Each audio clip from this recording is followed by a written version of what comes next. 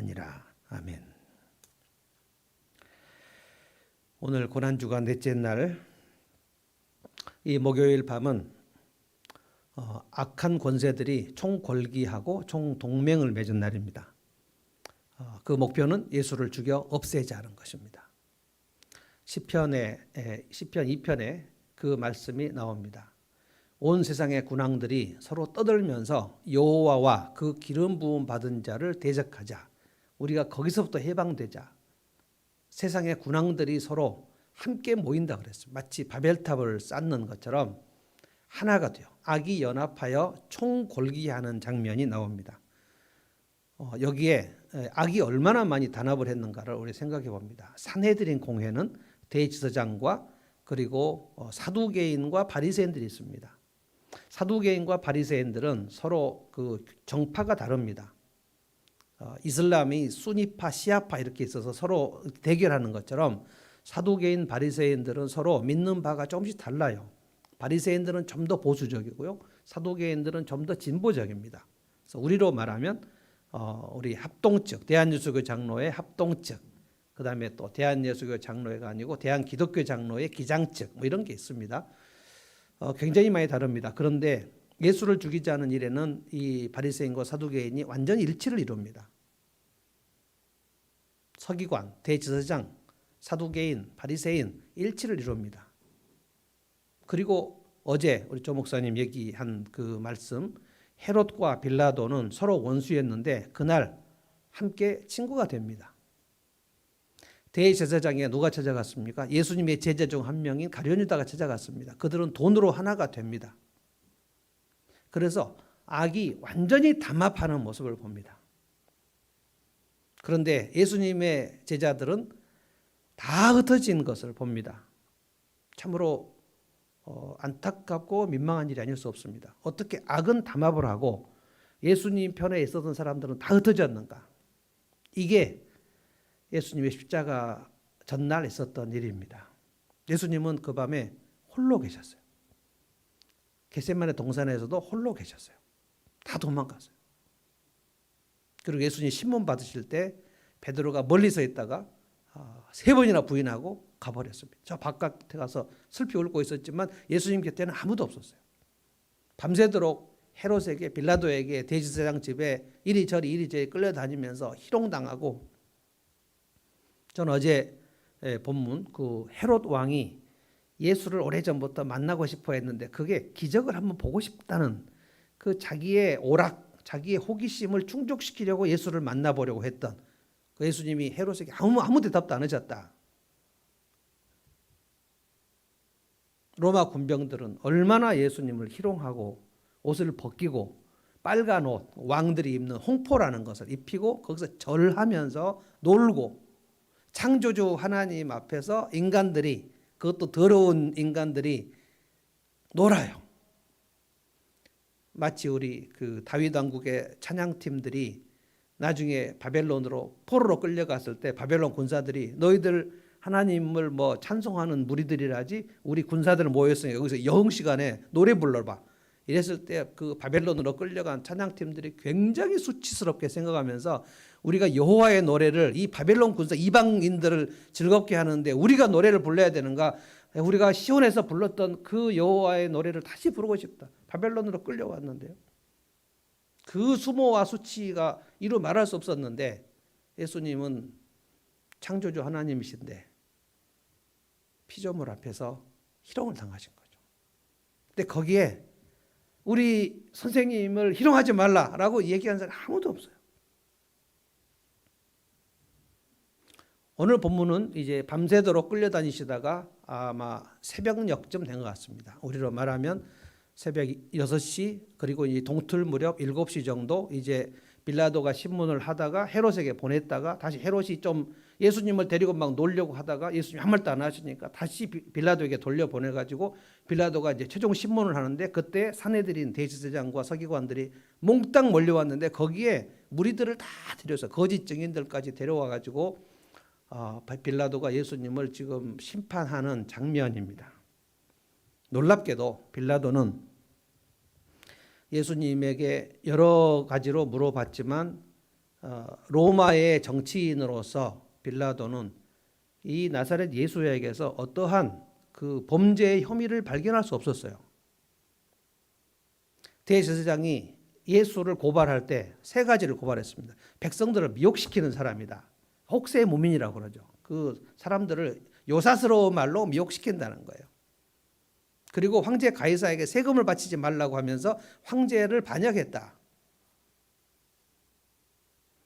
얼마나 많은 그 일로 거짓 증인들을 막 했는데 빌라도가 굉장히 유능하고 똑똑한 사람이어서 이것이 좀 얼마나 허무맹랑한 것인가, 얼마나 이렇게 앞뒤가 안 맞는 것인가 다 알 수 있었어요. 그리고 빌라도가 생각할 때 이 예수를 대제사장이 지금 데리고 온 것은 저들의 종교적인 문제이지 이것을 자꾸 정치적으로 황제를 반역하는 것으로 묶으려고 하는데 이것이 너무 어설프다는 사실을 알고 있었어요. 적어도 로마의 정치와 로마의 그 재판은 어느 정도 사실에 입각해서 죄를 선고하는 그러한 그 수준이 있었습니다. 그래서 빌라도가 생각할 때 이건 상식 이하의 지금 일이었다는 거예요. 그래서 빌라도가 오늘 본문에 보면 세 번이나, 놀라운 겁니다. 세 번이나 예수는 무죄다라고 선언을 해요. 예수는 죄가 없다. 내가 보니 이 사람의 죄가 없다. 세 번 얘기해요. 14절, 15절, 22절. 이 사람 무죄다. 그러면 합법적으로 예수는 석방돼야 맞습니다. 좀 때려서 놓겠다. 석방하겠다는 말도 세 번이나 해요. 16절에도 했고요. 그러므로 때려서 놓겠노라. 16절에. 이 빌라도 말입니다. 그 다음에 20절에도 빌라도는 예수를 놓고자 하여, 놓는다는 것은 이제 그 석방을 말합니다. 22절. 빌라도가 세 번째 말하되 이 사람이 무슨 악한 일을 하였느냐. 지금 대제사장 그 무리들과 지금 빌라도가 논쟁을 하는 겁니다. 나는 그에게서 죽일 죄를 찾지 못하였으니 때려서 놓으리라. 그러니까 내가 예수를 석방하겠다는 걸 세 번이나 말해요. 여기는 안 나왔습니다만 다른 복음서에는 빌라도의 아내가 또 조용히 와가지고 빌라도에게 또 막 예언을 합니다. 여보, 내가 저 예수라는 사람으로 인해서 어제 밤에 꿈을 꾸었는데 저 사람은 의인입니다. 저 사람에게 건드리지 마십시오. 라고 또 아내가 와서 또 얘기를 해요. 빌라도는 매우 미심쩍어요. 왜 이 예수를 십자가에 못 박으라고 하는지. 십자가는요, 그 로마 시대에서 로마의 내란을 일으켰던 로마의 황제의 반역을 하고 음모를 꾸미고 역모를 꾸몄던 사람들, 그래서 가장 처참하게 로마의 형틀로서 죽이는 그 제도거든요. 그래서 이 빌라도는 예수를 십자가에 못 박을 만한 그런 어떠한 죄를 발견하지 못해요. 나는 그에게 죽일 죄를 찾지 못했다는 거예요. 그런데 여러분, 놀라운 것은 이 대제사장과 서기관과 바리새인과 사두개인, 지금 산헤드린 공회원 70명이 모였고, 그리고 거짓 증인들이 모였고, 거기에 지금 무리들이 엄청 많이 모여 있습니다. 이 사람들이 계속해서 빌라도를 압박합니다. 결국 빌라도가 자기가 생각하는 진실, 예수는 무죄다, 이 진실을 꺾어요. 자기 소신을 굽혀요. 그 악의 동맹에 빌라도가 굴복을 합니다. 그래서 의인을 죄가 없다고 확신을 했는데도 불구하고 죄를 정죄하는 일을 바꿉니다. 진실이 거짓으로 둔갑하는 일. 근데 이 일을 누가 하냐? 대제사장과 서기관들과 백성의 장로들과 그 무리들이 계속 얘기해요. 그럼 보십시오. 일제히 소리 질렀다 그랬어요. 일제히. 18절에 봅시다. 18절. 무리가 일제히 소리 질러. 여러분, 이 소리 질러는 그 힙합 하는 사람들이 거기에 청중들에게서 소리 질러 하면 와 소리 질러 하는 거거든요. 소리 질러. 일제히 와 소리 지르면서 안 된다는 거예요. 이 사람은 무죄라고 얘기해서는 안 된다는 거예요. 얼마나 치열하고 격렬하게 빌라도를 압박하는지 모릅니다. 그런데 웬만해서는 이 빌라도가 지금 넘어가지 않아요. 두 번째, 나는 이 사람을 죄를 찾지 못했다. 난 석방하겠다. 21절에 그들은 소리질러 계속 소리를 질렀습니다. 21절은 어떻게 되어 있냐면 영어 성경에 보니까 they kept shouting이라고 되어 있어요. kept shouting은 뭐냐면 샤우팅을 막 하고 소리 지르는 것을 쉬지 않고 했다는 거예요. 쉬지 않고 와 했다는 거예요. 뭐라고 그랬습니까? 십자가에 못 박아라. 십자가에 못 박아라. 그를 오늘 반드시 죽이겠다는 거예요. 근데 빌라도가 한 번 더 굽히지 않고 세 번째 얘기합니다. 22절에 빌라도가 세 번째 말하되, 빌라도 대단한 사람입니다. 웬만해서는 군중들의 압력에 굴복하지 않으려는 그 강단념이 있었어요. 이 사람이 무슨 악한 일을 하였냐. 그 많은 군중들 앞에서 로마 총독이, 그런데 지금 좀 있으면 꺾입니다. 그러니까 굉장히 좀 긴장이 되는 상태예요. 그런데도 말합니다. 세 번째, 나는 그에게서 죽일 죄를 찾지 못하였으니 때려서 놓으리라. 석방하겠다는 거예요. 어마어마한 시간입니다. 만약에 세 번째 이렇게 말했을 때, 로마 총독이 저렇게까지 얘기하니까 우리가 그냥 굽히고 들어가야 되겠다. 그러면 예수를 뭐 때려서 석방하십시오 라고 돌아갔다면 어떻게 됐을까? 빌라도가 이겼다면 어떻게 됐을까? 역사에는 만약이란 게 없습니다만 23절을 보십시오.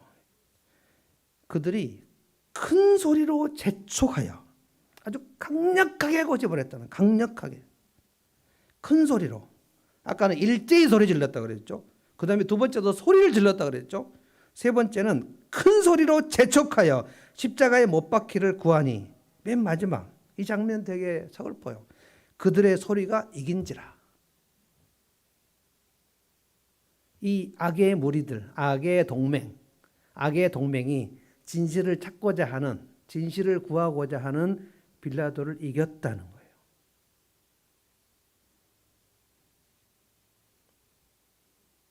이것이 악의 실체입니다. 악은 거짓입니다.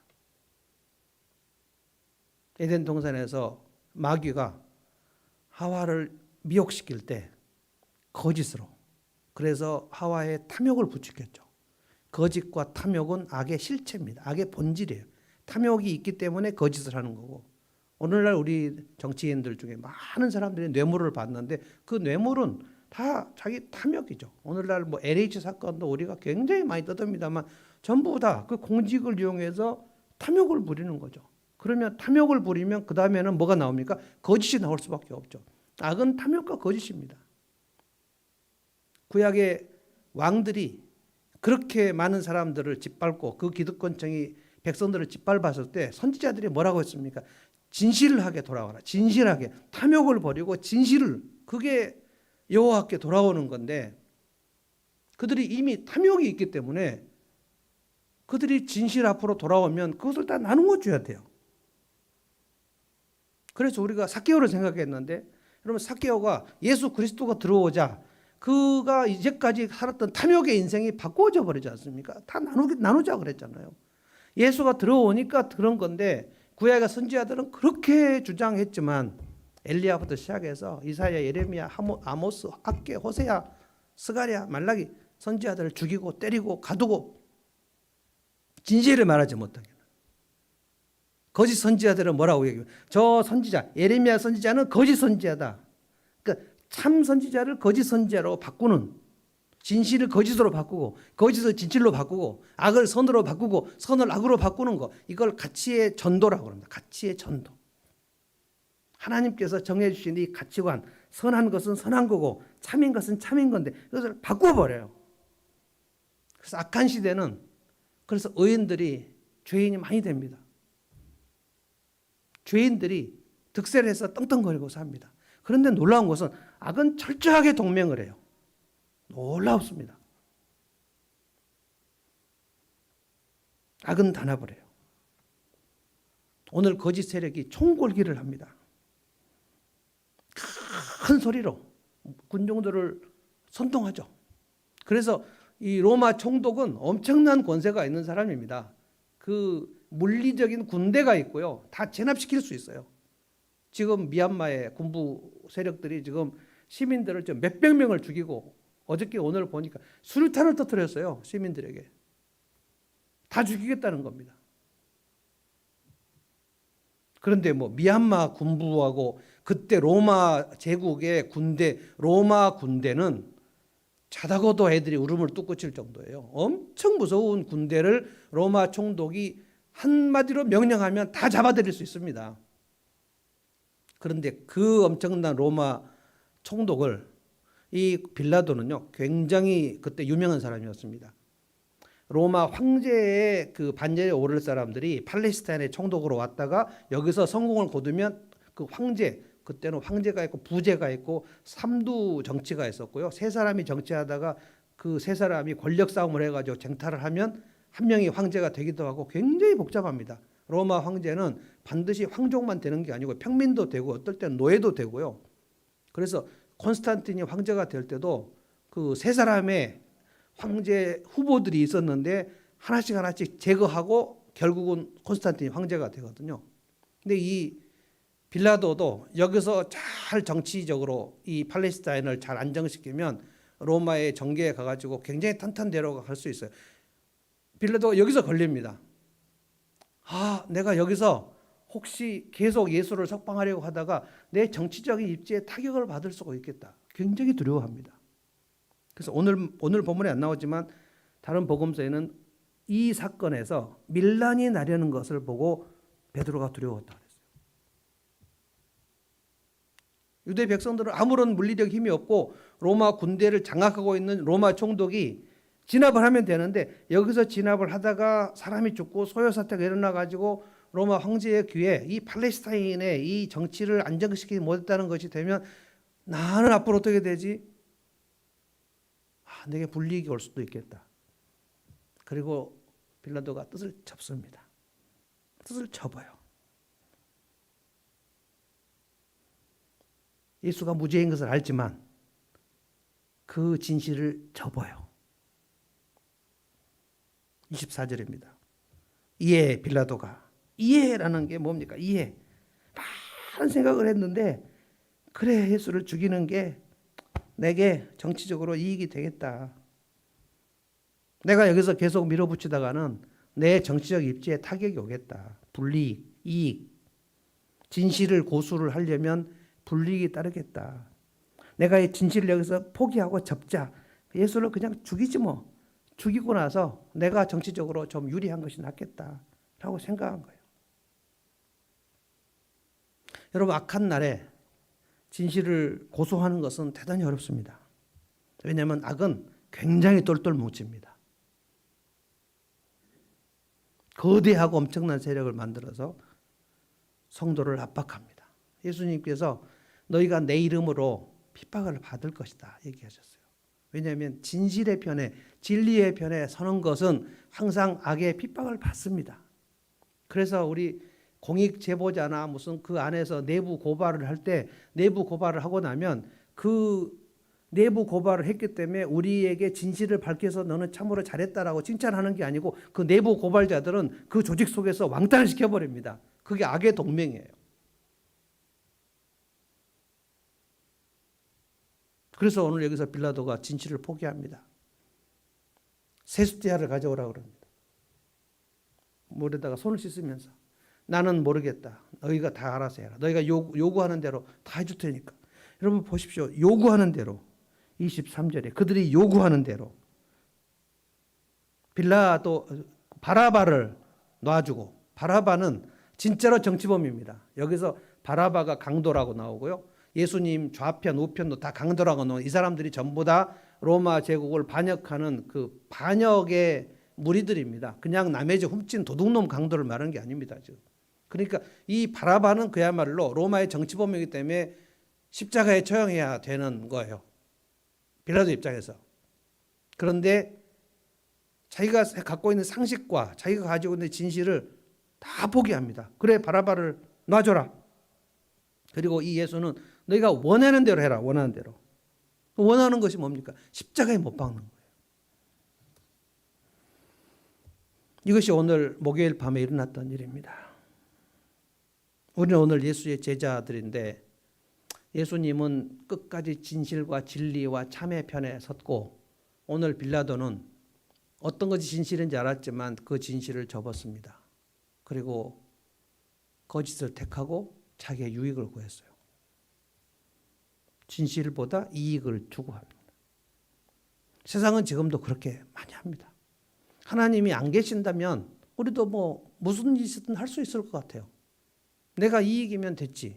내가 진실을 포기하고 돈을 좀 많이 벌 수 있다면 벌어야지 뭐. 엊그저께는 곱창집에서 아주 전국에 퍼져가는 그 곱창을 배달하는 그 공장에서 그 곱창이 그냥 막 땅바닥에 이렇게 있는 그 쓰레기하고 곱창하고 같이 있는 곱창 비싸서 못 먹었는데 참 잘 됐다고 생각해요. 전국에 있는 곱창집에 다 배달한 그 곱창이 그냥 쓰레기하고 곱창하고 같이 막 바닥에 널려 있는 그거를 식약청에서 적발했다고 나오더라고요. 어떤 생선집은 생선알 고니를 남이 손님이 먹던 거를 물에 씻어가지고 다시 거기다 다른 손님 탕에다가 집어넣는 것은 손님이 발견하고 당신이 어떻게 그렇게 할 수 있냐? 그랬더니 이번에 사과하고 앞으로는 그렇게 하지 않겠다. 근데 그 시간에 뭐라고 했는지 아세요? 그 직원이 이거 썩은 것도 아닌데 거기다 넣으면 어떠냐고 그렇게 얘기했대요. 그 작은 일에서 어떤 큰 일에서 우리가 진실을 추구하고 진리를 추구하는 것, 이것은 굉장한 대가를 요구하는 일입니다. 그래서 오늘 이 찬송을 우리 조 목사님한테 이 찬송을 하자. 이 찬송 아마 제 기억으로는 우리 교회에서 처음 불러보는 것 같습니다. 저 어렸을 적에 목포제일교회에서 많이 불렀어요. 왜 이 찬송을 많이 불렀는지. 그래서 이 찬송을 한번 부르자고 생각했고 조 목사님께 아냐 그랬더니 조 목사님 잘한다 그래요. 오늘 김종화 사모님도 이 찬송을 잘한다 그래요. 제가 가사를 한번 불러보겠습니다. 어느 민족 누구에게나 결단할 때 있나니 참과 거짓 싸울 때 어느 편에 설 건가. 주가 주신 새 목표가 우리 앞에 보이니 빛과 어둠 사이에서 선택하며 살리라. 고상하고 아름답다 진리 편에 서는 일. 진리 위에 억압받고 명예 이익 이뤄도 비겁한 자 물러서나 용감한 자 굳세게 낙심한 자 돌아오는 그날까지 서리라. 순교자의 빛을 따라 주의 뒤를 쫓아서 십자가를 등에 지고 앞만 향해 가리라. 새 시대는 새 사명을 우리에게 주나니 진리 따라 사는 자는 전진하리 언제나. 악이 비록 성하여도 진리 더욱 강하다. 진리 따라 살아갈 때 어려움도 당하리. 우리 가는 그 앞길에 어두운 장막 덮쳐도 하나님이 함께 계셔 항상 지켜주시리. 오늘 빌라도는 이 진실을 포기하고 자기의 정치적인 유익을 위해서 예수를 죽이고 말았습니다. 우리가 진실을 포기한다는 것은 예수님을 십자가에 내던지는 것과 똑같다고 생각합니다. 어떤 시간이든지 내가 아주 작은 일이거나 아주 엄청난 일을 하거나 우리가 어떻게 하면 참 쪽을 갈 것인가, 어떻게 하면 진실을 향하여 갈 것인가, 어떻게 하면 사실을 향하여 갈 것인가. 사실이면 사실이라고 말하고 거짓이면 거짓이라고 말하는 것, 이것이 예수의 제자의 모습이라는 거예요. 이 찬송을 한번 다시 부르고 우리 기도하면 좋겠습니다. 어느 민족 누구에게나 이 찬송 한번 하십시다.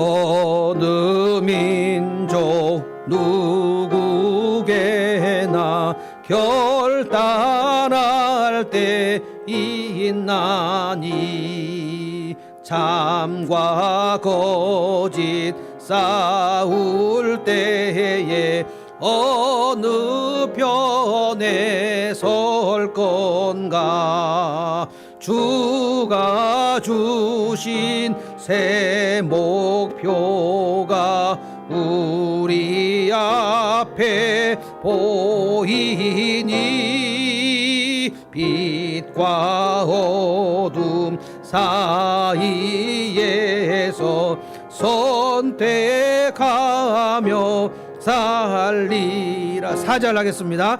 악이 비록 성하여도 진리 더욱 강하다.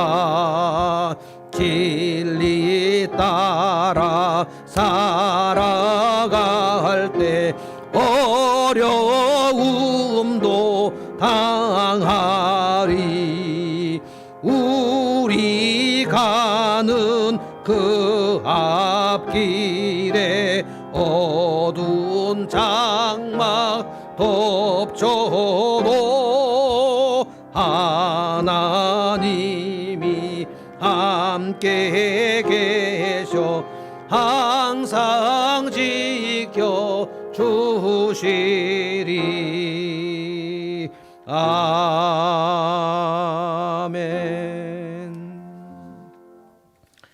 이 시간에는 우리 개인 기도, 주님과 함께 진실의 편에서는 공동 기도문, 이 기도문 제가 좀 늦게 올렸는데요. 이것을 카톡으로 펴셔서 함께 기도하고 한 20분간 같이 기도하겠습니다. 내일은 성찬 예식이 있습니다. 오늘 그리고 내일 목자님들이 성찬을 택배로 배달할 텐데 잘 받으셨다가 내일 성금요일 저녁 참여하실 때 우리 함께 한 시간에 동시에 같이 성찬하겠습니다. 내일 저녁은 금식 한 끼 하고 저녁 기도회로 모이겠습니다. 이 시간 개인 기도 하겠습니다. 우리 10시까지 기도하고 10시에 다시 마무리 기도하겠습니다.